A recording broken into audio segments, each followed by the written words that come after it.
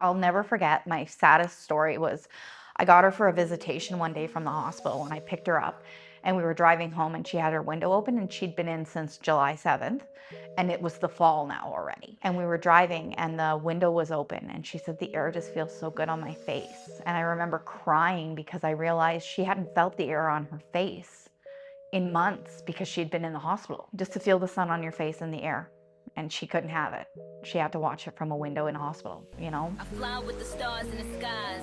I am no longer trying to survive. 20 weeks. 20 weeks is when it happened. But to live doesn't mean you're alive.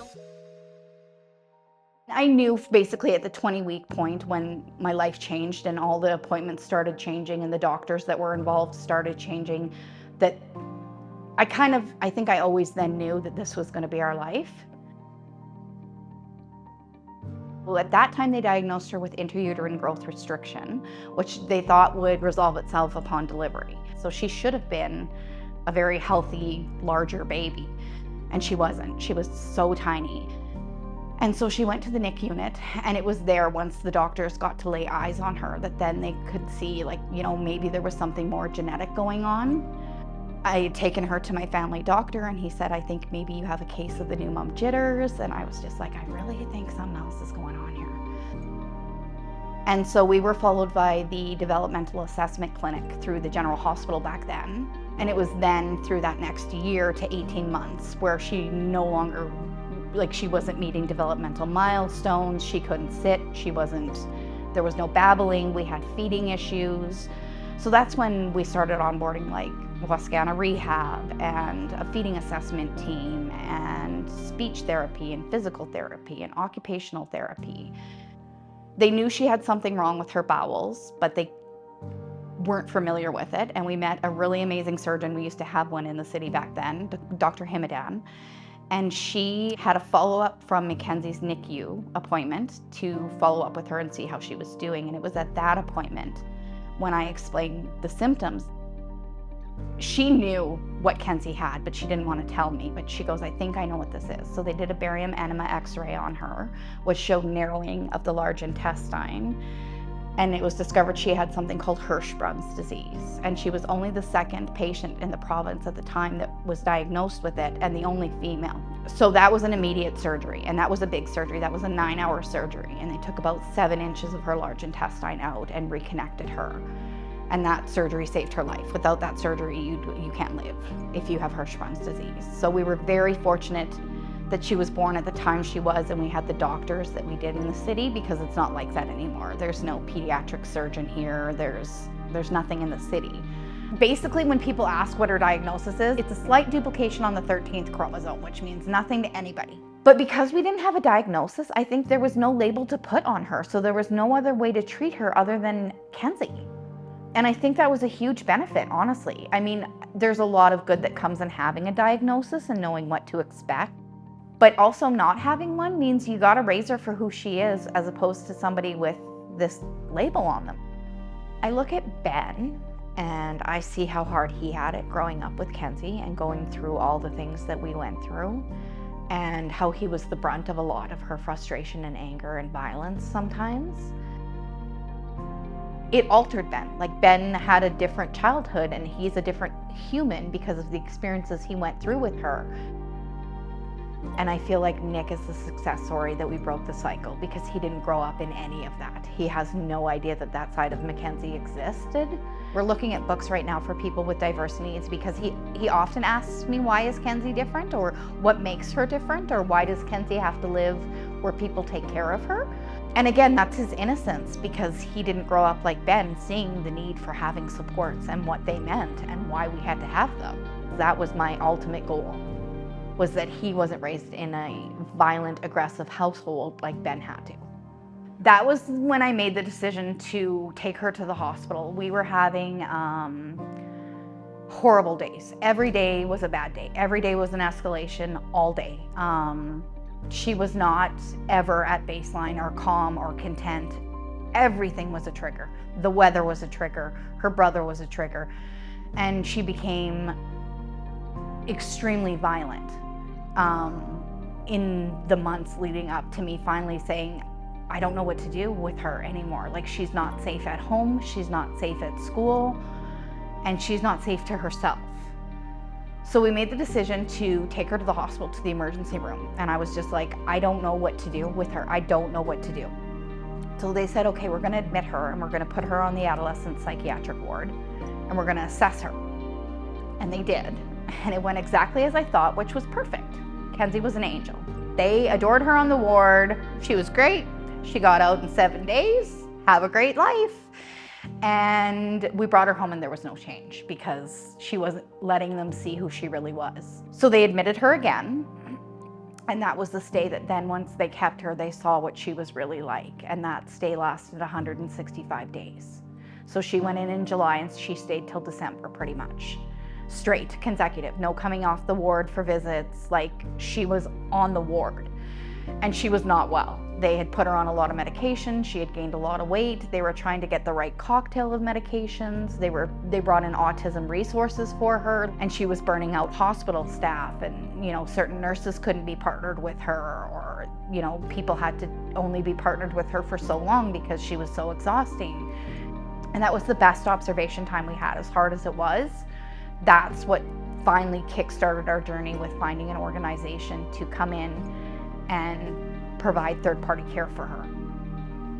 They had wanted me to just take her home, and I said, I won't do that. It's not safe for her brother, and it's not safe for her, and it's not safe for me. I'm only one person, and I can't bring her home in the state that she's in. So they said, in order for us to take care of her, you'll have to sign a Section 9, which then gives up my parental rights to her.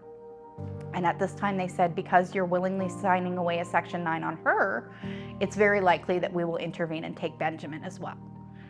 And so I said, okay, then that's what we have to do, because I need to keep everybody safe. And I knew they weren't going to take Ben. They didn't have, social services doesn't want to apprehend children. And so I knew that that was just a threat to see if I would push back, and I did push back. That was always the big deal. That was the hardest fight, is they either wanted her or they wanted nothing to do with her. They wouldn't do it with me.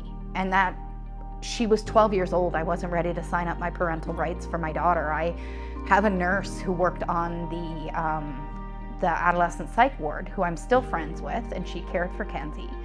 I put a post up for Kenzie's birthday, and Tony messaged me and she said, I'll never forget that day in the room when you said, I just want to keep her till she's 19. I just wanted what every mom gets. And I had to fight so hard to get it, because I didn't want to lose being a mom just because my child was sick. And that's what they wanted. So it was really hard to say, like, no, I need to keep her, but I need help in order to keep her. So yeah, it became who was going to pay for the funding for this, because we knew, and once I figured that out, that this had a lot to do with money, I became a lot more powerful. Having her in the hospital, they averaged her stay at $1,500 a day. So times that by 165 days. So I said, whatever our plan is, it's gonna be cheaper than having her hospitalized full time. So we had an organization step up and say they were willing to care for her. And that worked for a while, but it was a temporary contract. So that contract was set to expire at some point. And as we approached the expiration date, we had sourced another agency to come in, and they had agreed. And right when we got down to signing the paperwork for the contract of care, their head office came in and said, we don't cater to youth. And I said, show me that in writing, and they couldn't. And I think they just didn't want to care for Kenzie, but didn't want to say it.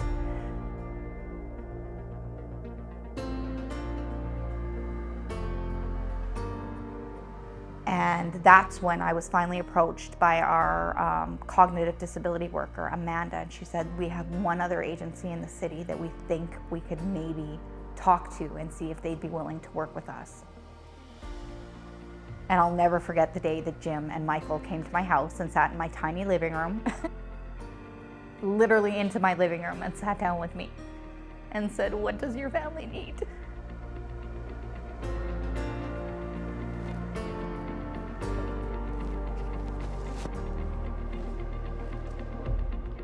So that conversation was life-changing because it brought COR into play and brought them to the table for us. And we didn't have any other options. And to luck out with literally the best option in the world to be your only option was pretty amazing. It was about sitting down with me and talking and finding about who she was and who our family was. And they came and met with all of us in our home setting, you know? And just the fact that they even entertained meeting us was huge. Like, because she had such a wonky diagnosis that nobody knew anything about, there was no peg that she fit in. And that was our connection with COR, was that she was like out there on her own on like Misfit Island. And COR was like, hey, that's us.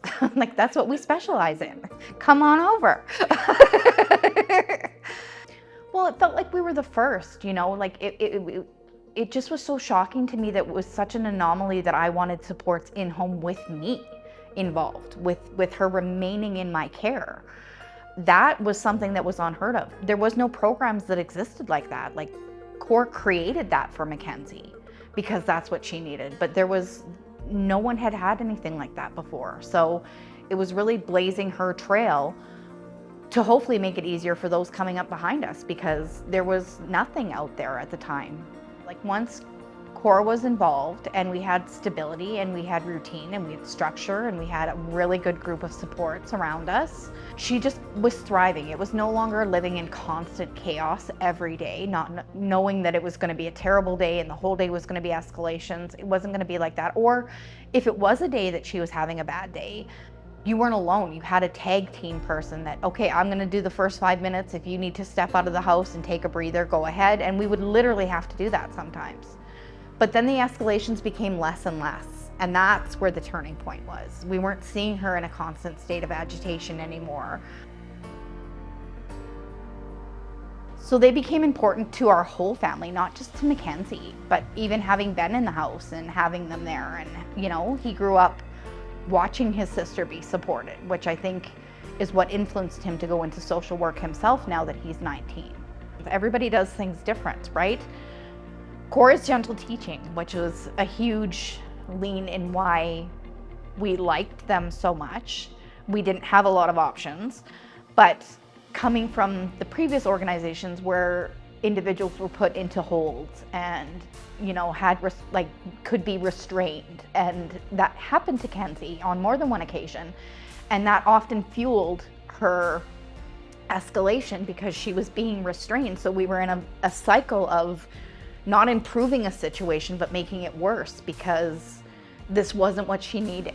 She didn't need to be physically held down in moments of frustration or outbursts or anger.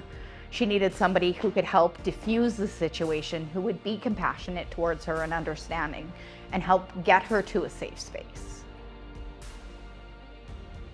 COR provided us the opportunity to allow Mackenzie to be Mackenzie. It wasn't about her diagnosis, and it wasn't about what they needed her to do or how they needed her to comply.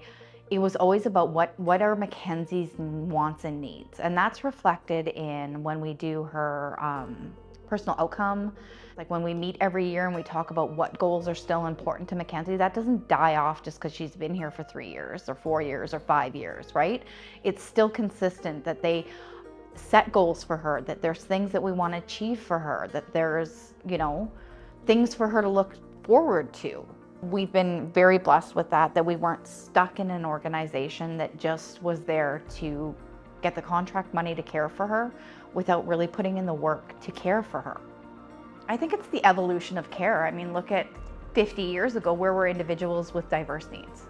They were all in institutions, right? So now we've transitioned away from that, and we have homes, which are their homes and not in, you know, institutional living facilities anymore. How would you want your loved one treated? That's how I asked they please just treat ours. I remember the first 2 weeks Kenny moved out, I cried every day, every single day for 2 weeks. Like, it was the hardest thing. It was the weirdest feeling not having her with me, when that's your life's work, right? And then now to see her thriving and doing so good, you're like, what was I hesitant about? What was, you know, but it's just your protectiveness and being a mom. And once you see other people going through it, you're like, oh my God, I was that person. I was terrified too. And look how great it turned out. I mean, those that are here for the right reasons, and they have like Zadie has the passion, you know, she genuinely cares for Kenzie's well-being. And I see it, and I hear it in the conversations we have, and every single one of them brings their own personalities, their own quirks, their own likes, their own dislikes, their own things that Kenzie connects with them on. And we're just grateful that they all allow her to take up space in their lives too. You know, if it's not your fit in life, don't do this kind of work, but if it is, do it with your whole heart. You're doing it because you're literally making an impact in someone's life. You're altering their life. You're a part of their story now.